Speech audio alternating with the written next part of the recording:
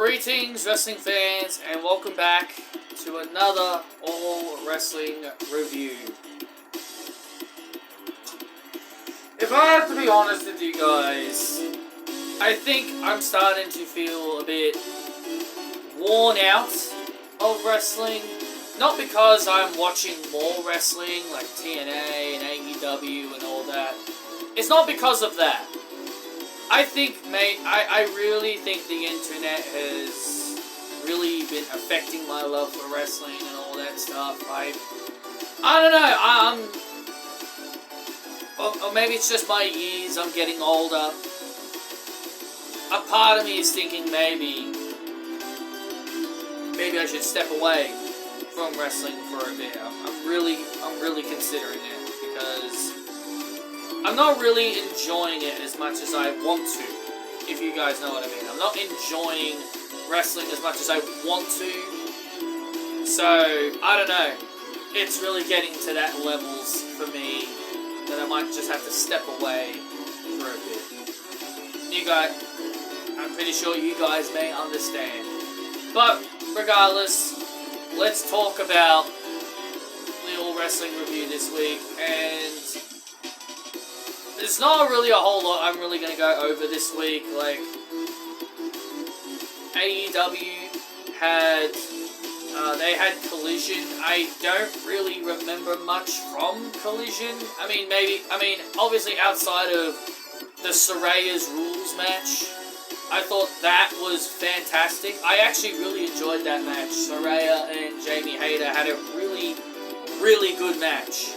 You know, people really thought that match was going to be a complete cluster and a real disaster just from the mere name of it, but it turned out to be really good. Like, Saraya and Harley were having really good fun in there. Like, it felt like they were really having a good fun in there and actually really enjoying it. Like, that's the kind of wrestling that makes me really want to enjoy.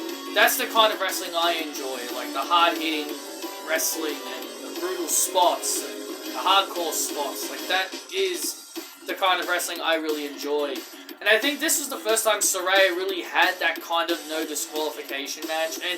And you know, people talk about how slow Saraya usually is in her matches. I don't know if I'm the only one that noticed it, but I think maybe other people might have noticed it. But I noticed that Saraya and Harley Cameron were both very agile in this match. Like, they were getting their spots in really well. They were always on cue with the spots they were doing. It felt like they choreographed this match really well.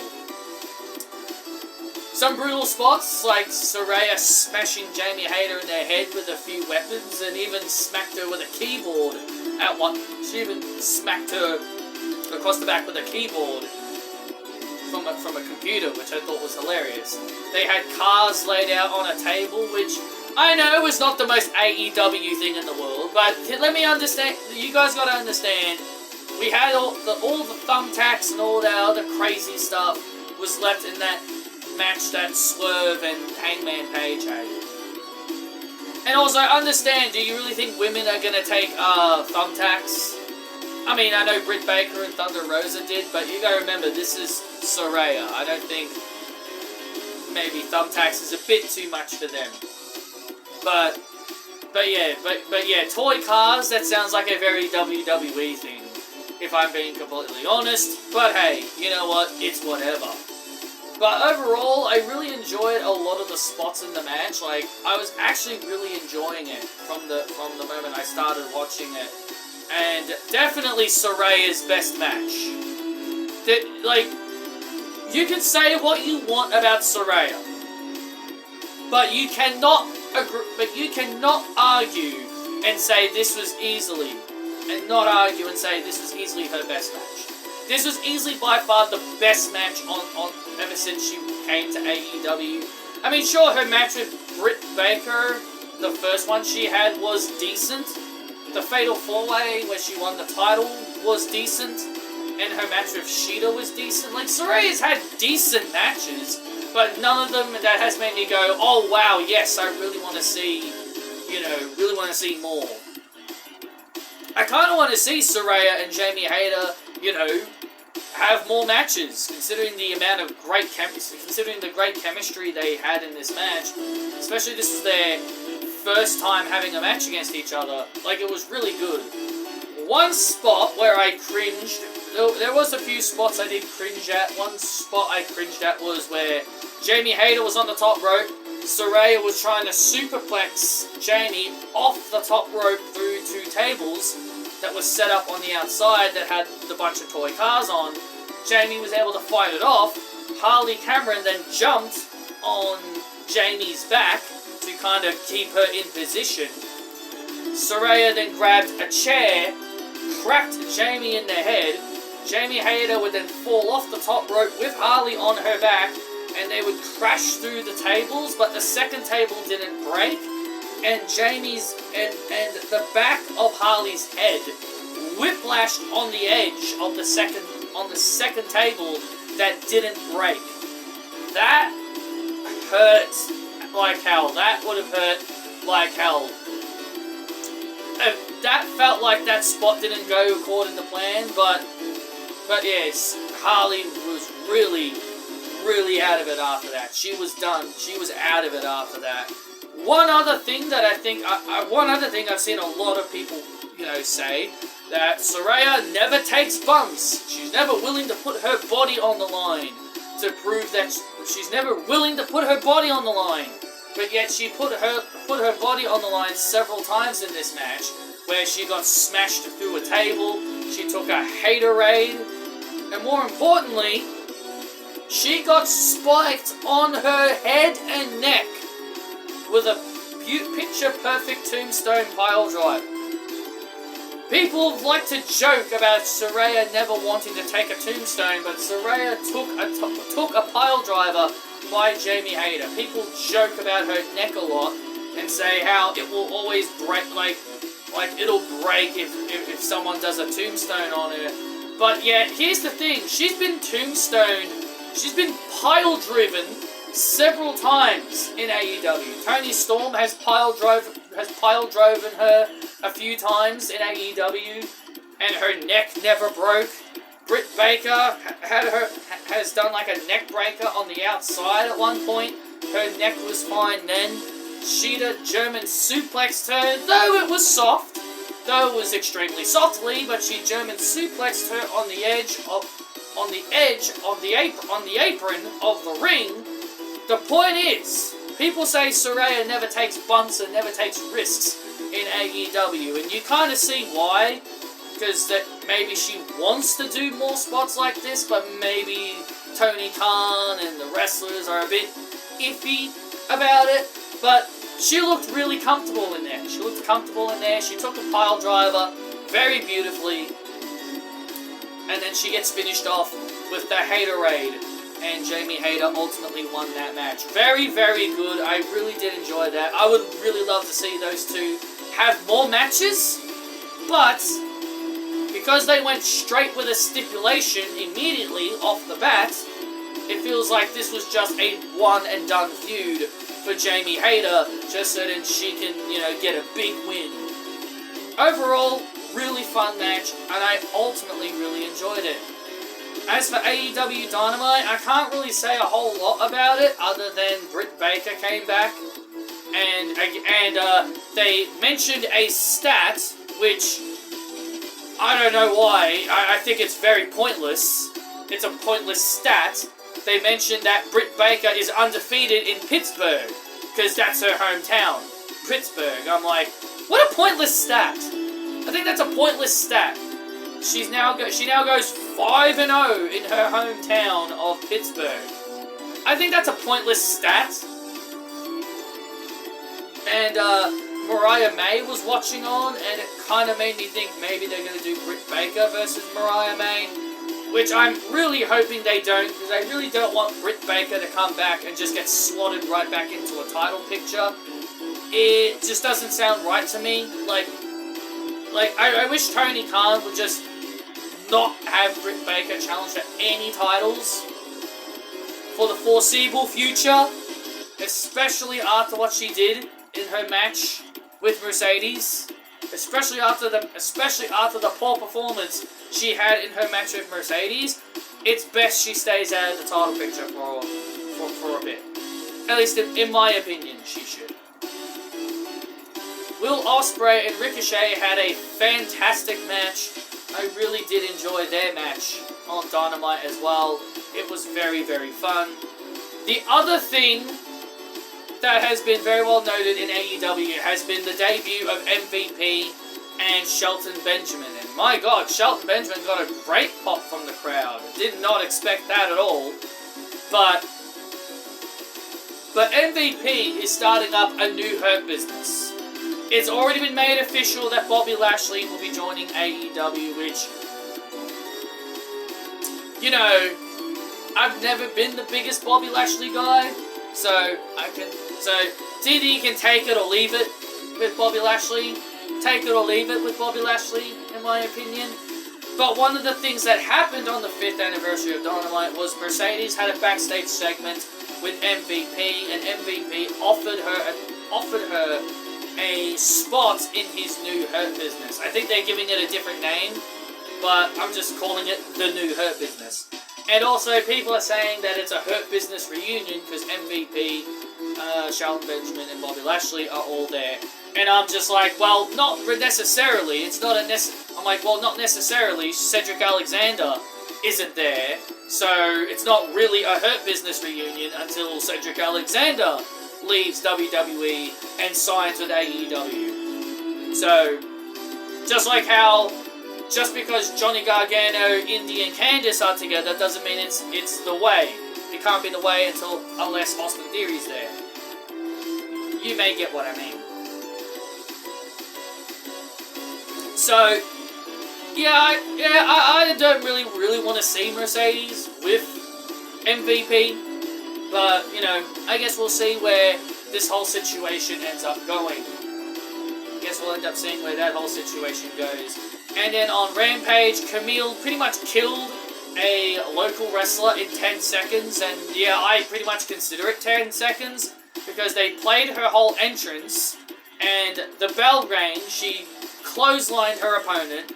And then she clotheslined her opponent, then grabbed her opponent, and then did like a modified version of a Crossroads, and pretty much won the match in roughly 10 seconds.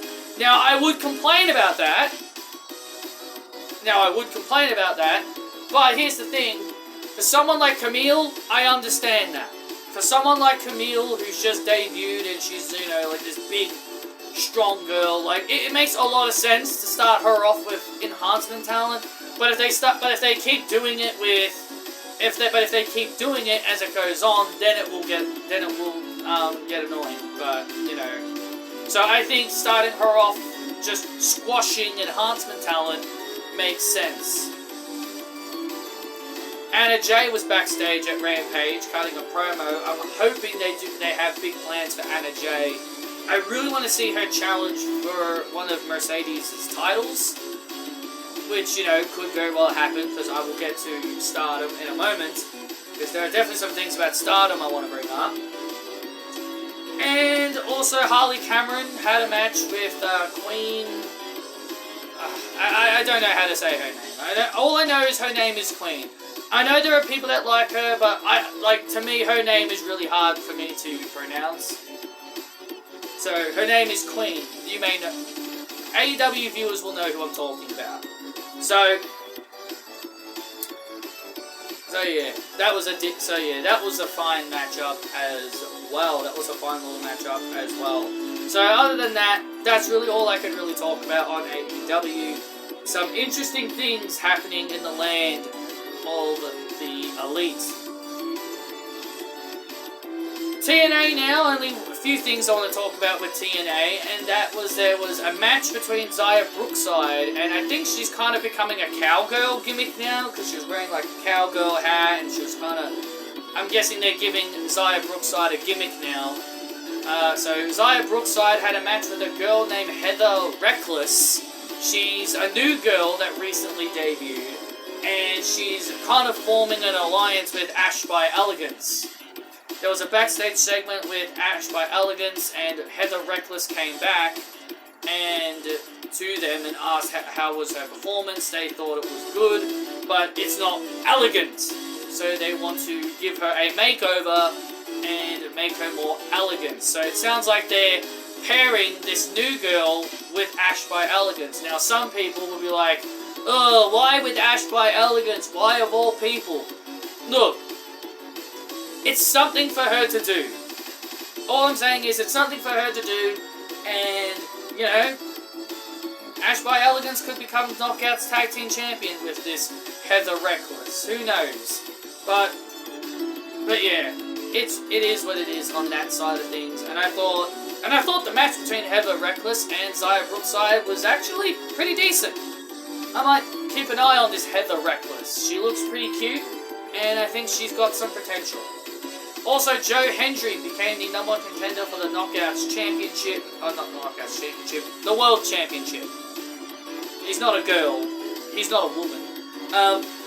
He became #1 contender for the World Heavyweight title for TNA. Now, if I'm TNA, I would put the title on Joe Hendry. This would be a good way to keep him secure with TNA, so that way WWE doesn't come calling and sign him to a contract, because it's very clear WWE want him and Jordynne Grace. Which is why I don't understand why Jordynne Grace is still the Knockouts champion, considering she's made it very clear she's going to be going to WWE when her contract expires. So why do they just still have her with the Knockouts title is beyond me. That's why I really wanted Ash by Elegance to be the one to basically dethrone her for the championship, but it is what it is, unfortunately. But yeah, I think Joe Hendry should win the World Heavyweight Championship, but I don't think he will, because of the whole he will be going to WWE. I don't see that happening, but if I'm TNA, I would make that move, and I would make that move. I would make that move and put the title on Joe Hendry. I feel like Nick Nemeth should really be there just to put over people, not really be the top champion. Like, Joe Hendry is like literally the most over guy on TNA right now, so you may as well make him, you know, the world champion. It just makes a lot of sense. It just makes a lot of sense to me. Stardom now. There's a few things I want to talk about when it comes to Stardom, and that is Anna Jay will be competing in a Fatal 4-Way against 3 unnamed people to earn a potential match with Mercedes Moné for the New Japan Strong Women's Championship. And also Mina Shirakawa teamed with Timeless Toni Storm and won a tag team match with Timeless Toni Storm. And she also had another match, another singles match. She had a singles match on another episode of Stardom. And Timeless Toni Storm will be taking on, will also be having a match with Miyu. The one where Mercedes sung a song about her and said, Miyu sucks. That one. For the IWGP Women's Championship. I would like Toni Storm to win the IWGP Women's Championship, but maybe I don't think Stardom would appreciate another AEW wrestler holding on to their titles, considering, you know, Mercedes already has one. So that's really all I can really say about all the other companies that I've been checking out. Ring of Honor has not really had anything impressive. I've been checking Ring of Honor to see if they've got anything that's worth talking about, and not really. Maybe outside of Athena, but yeah, just not really anything worth talking about. So now we get to WWE, everyone's favorite promotion right now for some bizarre reason, but whatever. Everyone has their tastes. So, yeah, Raw really had nothing special. Nothing really all that surprising. Really, like, it's just pure boring. Really boring. Miz turned heel for the billionth time on R-Truth, which we all knew that was going to happen at some point. One women's match on a 3-hour program. Really stupid. Which that match was Zoe Stark and Lyra Valkyria. And Rhea and Liv had a bit of a brawl. Really nothing special. and the main event was Bronson Reed and Braun Strowman. Seth Rollins came back, and he pretty much cost Bronson Reed the match against Braun Strowman. And they did the whole Big Show spot where superplex off the top rope and the ring breaks. And it didn't look really all that great. It didn't really look all that great. The ring didn't even move. Like the top turnbuckles fell, but the ring just stayed, you know, in place. Like it didn't fall apart, you know, like it usually would. So yeah, nothing I can really say about that. NXT, the season premiere of NXT, there are a few things I can talk about. I've already made a video talking about how much I don't like what happened to Julia, so I don't want to ramble about that again. But other than that, I thought the match was great. The match between Julia and Roxanne was great. I just did not like the ending. I just did not like the ending. I felt like if they didn't want Julia to win the title, they should have just done a disqualification. That's it. That's all I think they should have done. That's really all they should have done. I don't really like Cora Jade getting involved with Roxanne's business. I'd rather Cora Jade, you know, go after Kalani Jordan and the Women's North American Championship, but, you know, what can you do? There was a tag match where Jada Parker and Lola Vice teamed up against Fatal Influences Fallon Henley and Jacy Jayne. I don't know why Jada Parker is a babyface, but who cares why she's a babyface, because she turned heel on Lola Vice, pretty much having Fallon Henley and Jacy Jayne ultimately win. And how do you ruin Fallon Henley and Jacy Jayne's momentum after a big tag team victory? Have Bianca Belair and Jade Cargill come out and beat the crap out of them. Yeah, that's exactly what happened.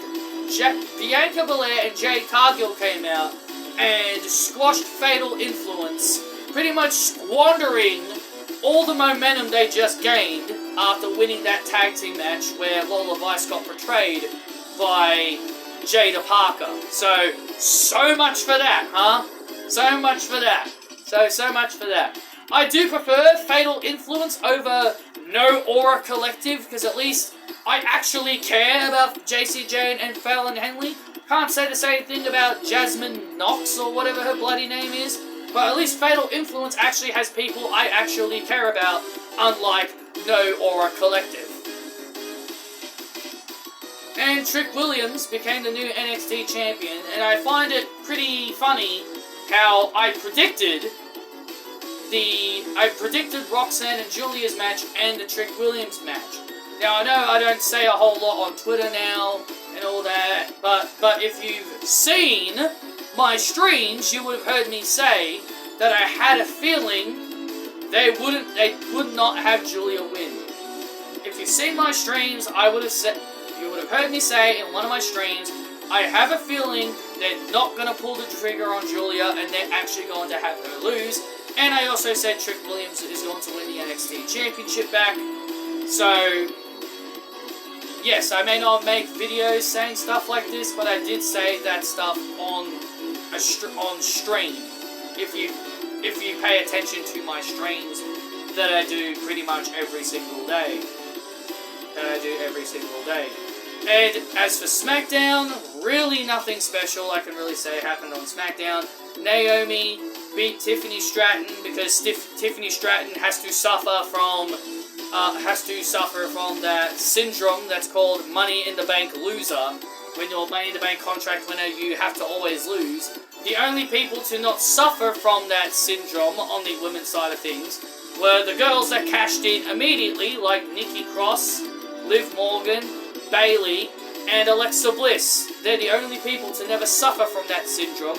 Carmella suffered from that syndrome because she lost a lot when she had the briefcase. And I can't remember who else. Actually, Liv Morgan. Wait, who was the 2023 one? It was Io. Maybe Io didn't. Or maybe, actually, wait, yeah, Io won last year. I don't remember Io losing all that much. So maybe she didn't. Maybe Io as well, but majority of the time when you have the briefcase, you will always lose. You'll always lose a lot of matches. Bayley had a segment with Nia Jax, standing tall over her, so pretty much confirming that Nia Jax is going to win at Bad Blood. And they're pretty much teasing Tiffany Stratton that Tiffany is going to cash in on Nia Jax. And Nia Jax then told Tiffany Stratton that you swear that you will not use your briefcase on me, you'll use it on Liv Morgan. But we all know she is going to use it on Nia Jax, and Tiffany Stratton is going to turn babyface. And the Bloodline obviously won the main event, because of course they did. WWE is the Bloodline show. And the one final thing that I want to mention here real quick is WWE Speed. Now, I don't watch the show. I personally don't care for it. I actually really despise the show. I think it's a pointless addition to WWE. But I've now learned that Candice LeRae won the WWE Women's Speed Championship. Well, yes, that is good for her. Some of you may be thinking, oh, well, that's good for her. But the problem is, it's WWE Speed. WWE Speed is WWE Speed. It is a Twitter show. WWE Speed isn't something we'll be seeing on TV. I don't see it on Fox 8 or the WWE channel. It's not something you can watch on Peacock. The only way for you to watch WWE Speed is to be on Twitter on Wednesday, or in my case, Thursday. Candice LeRae is a champion on Twitter. She is a champion, she's a Twitter champion. And of all belts to give Candice LeRae, you give her a Twitter belt? But Patrick, this is good for Candice. Look at Andrade. Look at Andrade, man. He's on SmackDown every week. He's putting on bangers. Her being the Women's Speed Champion will be good for her. Just look at Andrade. No, her booking won't be any different. She is now exclusive on WWE Speed. Her booking will not change anything. Her booking will not change anything. Her being the Women's Speed Champion will not change anything. It's not going to change how she and Indy will be booked on TV going forward. It's not going to change anything. She is a champion on Twitter. A pointless belt.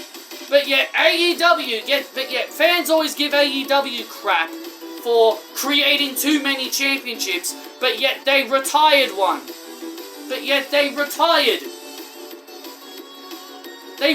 it. They retired one of the titles called FTW. The point that I am making is that people have always criticized Tony Khan for creating too many championships, but when WWE continues to create championship after championship, people just accept it. People just accept these belts. And now people want mid-card belts to become a thing. Let's create let's create mid-card belts for the women's division and have them be booked very identically to the women's tag team division.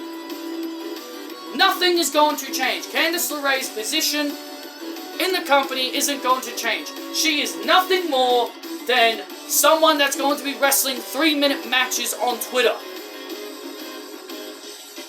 It's not going to change anything. It's not going to change how she's handled going forward. And what a surprise! The Women's Speed Championship is the exact same design as the men's. Wow! Just with a white strap. Wow, who would have thought? Who would have guessed that? That's always how they do with the women's belts. They always have them look identical to the men's. Pathetic. And I can't, and people, and I cannot believe that Candice's first singles championship, the first singles championship she has won, is something that belongs on Twitter. It's not the Women's Tag Team Championships with Indy Hartwell. It's not the Women's World Championship. It's not the WWE Women's Championship. It's a freaking Twitter belt! Pathetic. Yes, this is good for Candice. Maybe. I doubt it. But everyone said Io was gonna win. again, just like what I said with Julia, I feel like WWE just swerved the audience to have Candice LeRae win the Speed Championship because everyone knew Io was going to win. Again, swerve just for the sake of a swerve, just like what I said about Julia's loss to Roxanne Perez. They only had Julia lose just to swerve the fans because everyone was saying Julia was going to beat Roxanne. It is a joke. It is a joke. Triple H is a joke. And the fact that he created this whole thing called Speed in the first place is a joke. If this was done under Vince, everyone would be losing their shit. But because this is Triple H, he gets a pass. Pathetic. That's all I've got for you guys here on this old wrestling review, guys. Hope you guys enjoyed. Hit that thumbs up. And I'll see you all in the next video.